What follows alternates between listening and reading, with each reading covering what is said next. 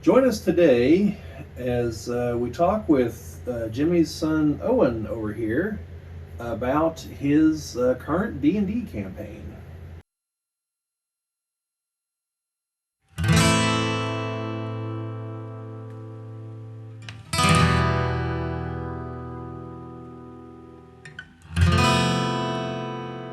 Welcome back to those who've been here before. Welcome to those who are new to the channel. This is the Geek Cabal channel. My name is Bobby. This is Jim, who you've seen in a lot more frequent videos here. And this is Jim's son, Owen. Hello. Jim, you want to tell us where we're going here today? Yeah, so today Owen at school had been running a D&D campaign at Dungeons & Dragons, for those that are wondering what we're referring to there. And it was a campaign, or a thing that he actually started at school. He actually went to a couple of his teachers and asked if he could start a club at school. And I believe there's actually 2 active sessions going, so you're managing one of them as a dungeon master, and there's another one that one of the teachers is running, correct? Correct. So, and a little bit over the summer here, he's been meeting with a couple of the kids that are in his campaign still, continuing that on. And I just wanted to kind of bring him on here because I know as a first time, running a campaign, there could always, there's a lot of stuff that people can learn. There's a lot of people out there that, like me, who have never done that and wouldn't even know where to start or, where to go with that. So, why don't you just tell us a little bit about, your campaign and, some of the stuff that that you've ran into while doing it. Okay, so first off, my campaign, it's mainly completely custom. I made it myself with many elements taken from this book right here. And that is the Board of the Dragon Queen? Correct. Okay. Some issue, funnily enough, scheduling conflicts have not really been a problem. Most of our sessions we were able to get to on time. Only like in the past couple weeks was there any problems that rose up. Yeah, so you just ignore the other one that went off there. So,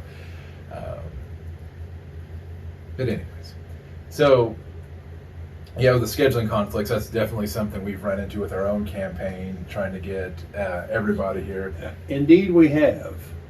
And I think that's just life in general, because even trying to get, Chad and yeah, it's the other 2 guys here on the channel, Chad and Brad, plus the 3 of us. That's the campaign with me at the moment as the DM, and yeah, it's been a few months since we've been able to get together. So, however, Owen has actually run a couple one-shots for us on days when only 3 of us have been there, and I know, at least from my perspective, he's done a great job.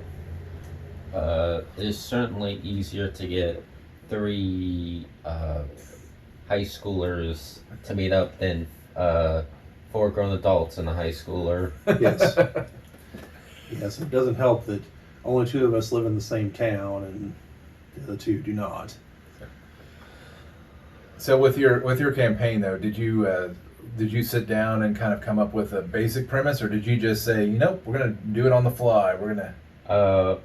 I had a basic premise. Essentially, I took. I thought a basic premise. I took one of the one shots I'd run, and I kind of just built off of there. Which one shot was that? Was that the one with the? That was the second one.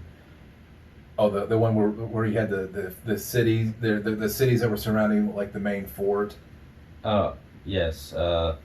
The second one shot I'd run about a mysterious fort that appeared to be abandoned, and a random village in the nearby area had suddenly been completely destroyed.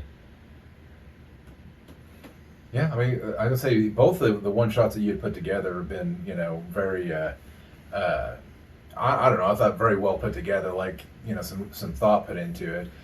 I know I know you're like me, like coming up with names and stuff has been kind of complicated. You struggle a little bit with that. I kind of chuckled a little bit because I think one of your cities was a Berg, had like the word Berg at the end. Yes, yes, it did. I'm not a names person. So, and that's one thing, like for me especially, and I know there's some resources out there that give you ideas for like naming and. Yeah, I mean, you've got name generators if you're talking about people, but they also have them for cities. And then also, like if it's in the Forgotten Realms, I don't know about current Forgotten Realms books, but definitely third edition Forgotten Realms books.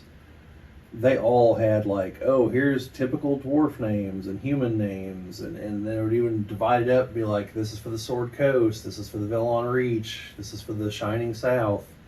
So like some of the third edition books are a wealth of information for names, but I know personally, I just go with like a name generator, and I just write down a bunch of names in my book that I use. So whenever I need one on the fly during the campaign, I just that's it, and that's who it is. So that's just me personally, though. There are other people that are far more creative than me that can just do that off the top of their head. I'm not that person. So have you had a chance to use the story cubes to try to come up with any sort of plot lines or? I have not used the story cubes yet. I think again that kind of gives you another tool in your arsenal that allows you to develop a character and actually give them some random traits without having to think too much ahead of time on that. So I got the wrong set though. Yeah, it definitely helps because what one did you buy? It wasn't the fantasy set. It was some other one.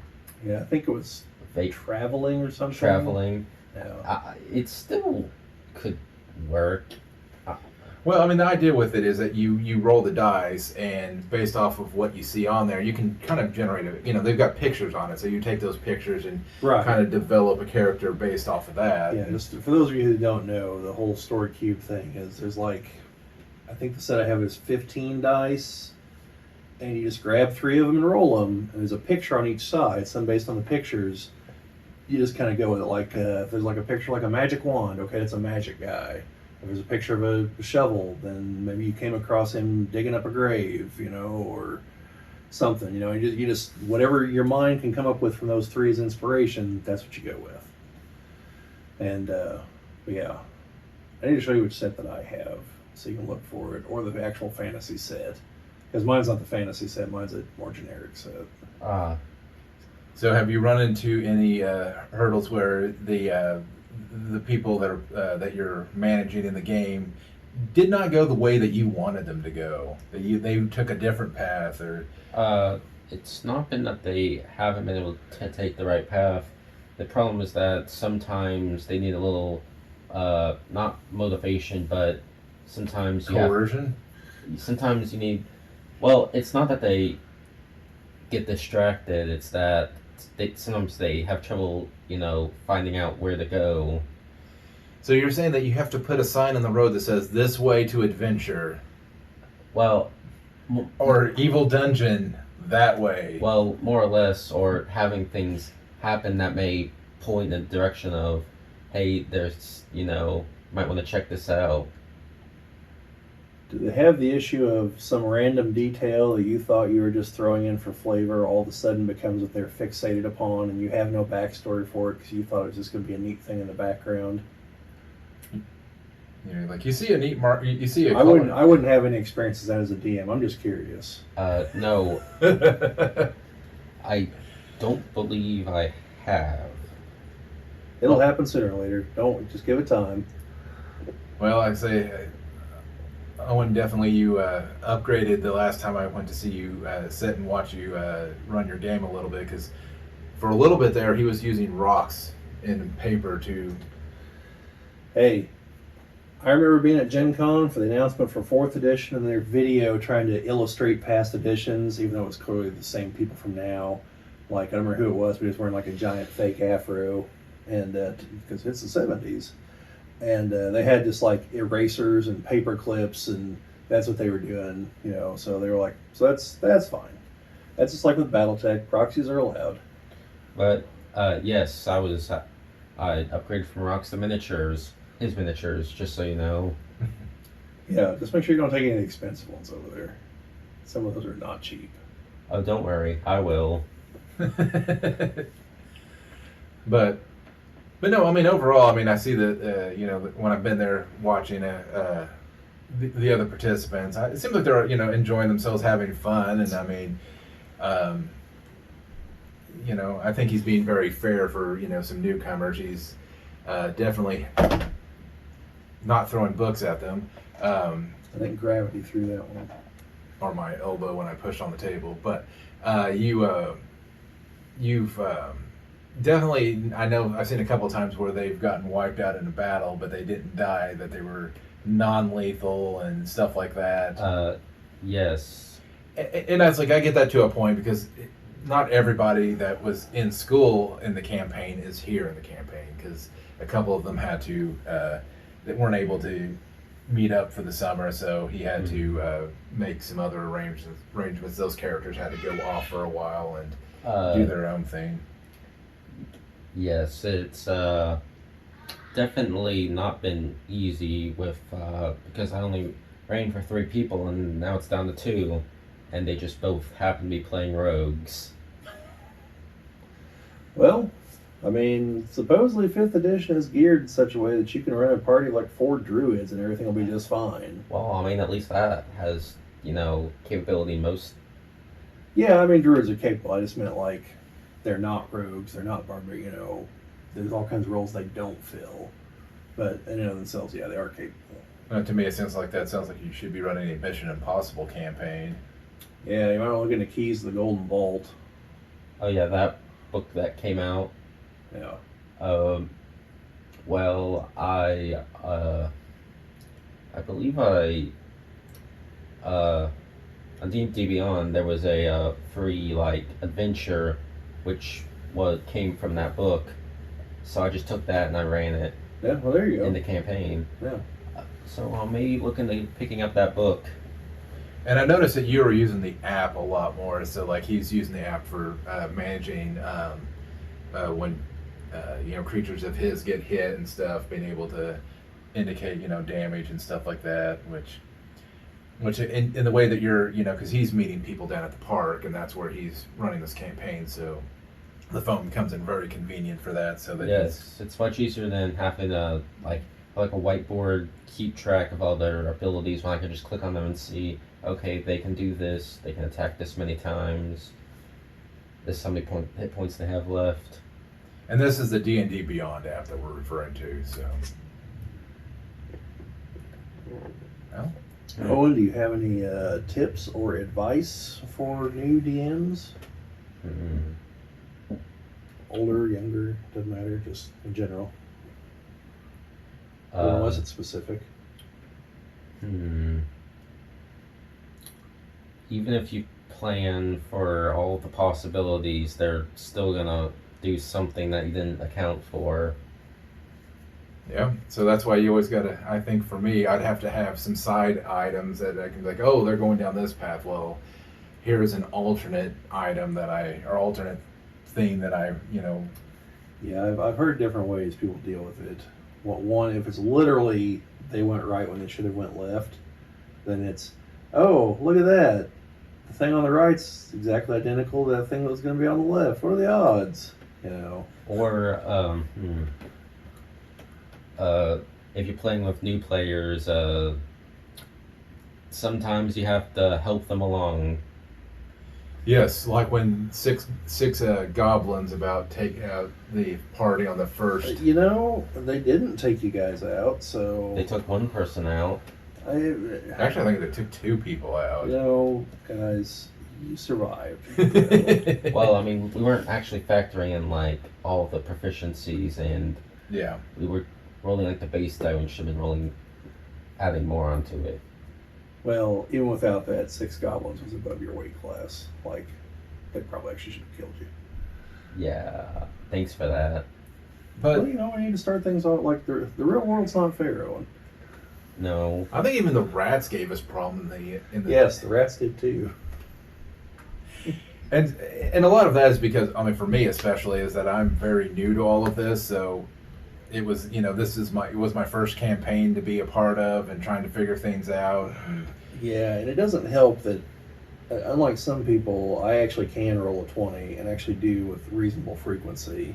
And that's even with me switching out dice. Like once they get hot, I switch them out because I don't want to kill them. You know, I don't want it to be because I rolled good that they die. Like, if it's because of something stupid they did, then they earned it. But if it's just because my dice rolled better, that feels cheap to me. So, my final tip for right now is inspiration can come from anywhere. so like for the campaign, we're talking like inspiration, like the thing in the game. I mean, like inspiration for the campaign, not inspiration. Okay, just wanted to be clear on that. Like I assumed you meant the for the campaign, but If you meant the other, you're gonna have to roll for it. No, actually, inspiration is something the DM awards to like good ideas or something like that. yeah, I should remember to do that sometimes. You guys have come up with some good ideas. So what happens? What happens when we come up with crappy ideas? That's like what happens when you guys split the party last time, and several of you almost died. Nice. Yeah, because personally, I read a lot of books and I play quite a few games, and I've gotten quite a few ideas. Yeah, and I definitely think Owen, you probably want to talk about some of the games and stuff that you play at some future point in time. You know, especially with me being big into the video games, he's gotten into some of the more, I wouldn't say vintage, but older games. Definitely games that had come out, either right around the time you were born or even before that. So, Yeah, I know I've found that if you want to surprise people, go with older books, because for better or worse, most people don't read older books. So, so if somehow we end up on a submarine in the next campaign, next one shot, I'll understand where that came from. Yes. 20,000 Leagues Under the Sea. One of the books I'm reading right now is The Hunt for Red October. For him. Okay, yeah. Yeah, no, he's... Well, I mean, in your campaign, you some guy at a submarine. That is true, but that's not Captain Marco Ramius. Or is it? And I'm still trying to figure out how we can get out to Dinosaur Island so I can want some wild shape for some dinosaurs. Dinosaur Island. Chold. Yeah. If we get back on track with the campaign, part of a minor spoiler here, part of it is eventually going to go to Chold. Like that's one of my intended where things, if you guys follow along, it's your game. I keep telling you, that's your decisions, but the plot I have will require a trip to Chold because there's an item there that you're going to need. Nice. Whenever calculating how difficult an encounter should be, challenge ratings are not a one all done all. Yeah. The app is not an exact science on that one. Like the CR4 creatures, like the flaming skull says it's like CR challenge rating 3 or 4, but it knows fireball. Or the basilisk. Oh, the basilisk. That's never gonna get old. Just like the people frozen in stone. It's like like a CR2 or 3 took out 3/4 of the party. The next thing is like a CR6, and Chad basically soloed it. I did like 6 damage. Like, yeah, I don't know. Like the odds of everyone just failing all those saves for the basilisk is just so astronomical. Like that's the only reason that worked. Like that's why there's so many saves and they're so low. But yeah, wait till we get later. Wait till we get deeper in and we get worse things. Like wait till you fight a beholder. Yeah, so we did fight a displacer beast. Yeah. We beat that. Not easily, but we did beat it. So. Yeah, well, you guys hit it with something real early on that made it a lot easier. Oh, was the fairy fire, I think. Which so that it negates the phasing part. So because then at that point it's not nearly so tough because it really counts on that 50% chance of you just missing it completely. with disadvantage. Yeah. So, yeah. At least it's not like some of the things in some of the older editions, though. Yeah, you've mentioned some in the past. Yeah. So Owen's like, what are those? I need to bring those creatures into my next. Oh, it's not so much the creatures. The creatures still exist. It's just they don't have the same abilities. Like the big one is level drain. Like you'd get hit if you failed, you literally just lost a level. Like you go from like level 3 to level 2 character. You lose X number of like hit points and saves and stuff, and I mean it's not good. And there was like a bunch of undead creatures with that. Like it's bad. All right. So any other advice out there, Owen? Don't believe I have anything else to say right now. All right. Well, like your dad said, maybe a little bit down the line we can do a video of some of the things that have inspired your campaign or that you feel are an inspiration for campaigns. Yes, because I am definitely playing a one game which could give me a lot of inspiration. Yeah. Skyrim. There you go. But yeah, because I think I've told you, I don't know if you've seen them, but I've done a number of videos where I talk about movies, and I'm like, literally, this is how you would adapt this movie. So, it's definitely a thing. Not that thing, I haven't talked about that yet. That's just cosmic horror. Yeah. Find the most, like, squeaky-looking monster you got that can somehow replicate into other people, and that's your ticket. All right. Yeah, so maybe we look forward to that sometime in the next month or so, maybe. Who knows? Most likely. And you're going with your dad to Gen Con, right? Yes. Well, you just got our badges in today, so. Yeah, I was gonna say mine got delivered a couple days ago, so. But yeah, so maybe we'll see some footage there. Maybe, don't know. We'll have to see. We'll have to see. Because I know here real soon I got to get the other two, or at least one of the other two, or in lieu of that, Jim, you might have to suffice for this, to redo our Gen Con tips and tricks videos, where we're going to look over what we did last year and just kind of condense down for the basic stuff. But yeah, that's about all I got. So, All right. Owen, any other things we might look forward to seeing you here on the channel again in the future on? Well, that for right now has not been decided. Well, let me ask you this. Would you be willing to do, once you're finished with the book, to do like a comparison video between the book and the movie for the Hunt for Red October? Yes. One small problem is I believe I may have to return it to the library before I finish it. You can always take it out again. Yes, Yeah. I could do that. I think I have to like check it back in and then wait a little bit. There you go. Yeah, I mean, I'd just ask him. So, I mean, I am about halfway through the book, but yeah. Read harder. That's what I keep telling myself for the pile of like BattleTech books I still need to get through secondary reviews on, but it's just not happening. But yes, once I finish the book, you can look forward to seeing a comparison between the movie and the book. I think some of the stuff that you may be interested in talking a little bit more about is you're really into the Metal Gear Solid games, not so much the ones for the NES. You know, we're talking PlayStation 2. We get an in-depth analysis of the cutscene that's like 3/4 of the way through Metal Gear Solid 2. The scene that people consider like the absolute greatest scene from a video game ever. Funnily enough, I got the collection. I started playing through Metal Gear Solid 1, and I don't know, I just lost interest. That happens. But you like the other ones, though. I like the other ones. And you like that, and then he's also big into the Arkham games. Yeah. So there's definitely some topics out there for him to be able to talk about, and it's we'll have to see. We'll have to see what he gets inspired to. I'm still learning to find that inspiration for ideas and such. So Yeah, unlike the person who I won't name, I definitely don't have it in me to make 6 videos a day. I'm like that psychopath. So yeah, finding inspiration, because I don't think we've tried to explain this in any videos, but like, it's not just a, hey, there's something we can talk about. Like, it's gotta be something we like, something that's somewhat meaningful.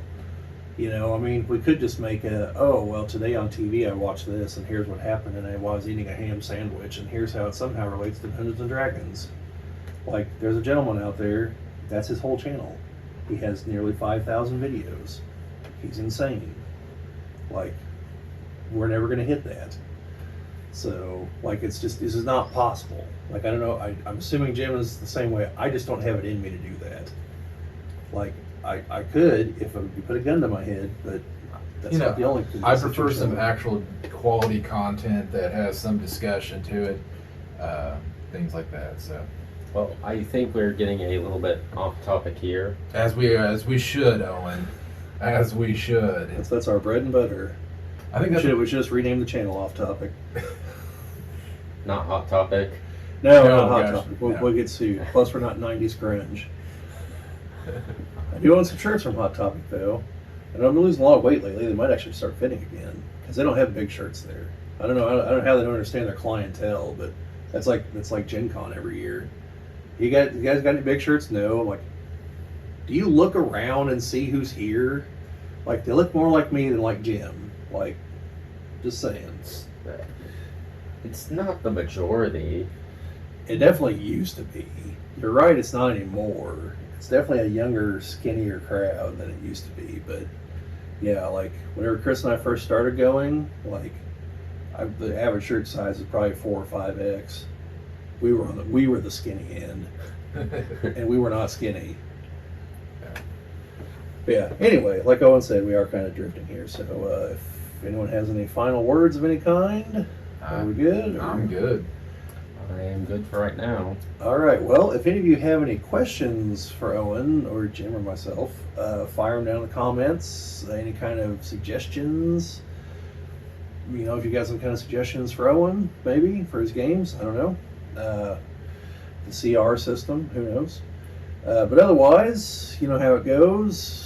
This is YouTube, so like, share, subscribe, all that fun stuff. But otherwise, see you at the game table.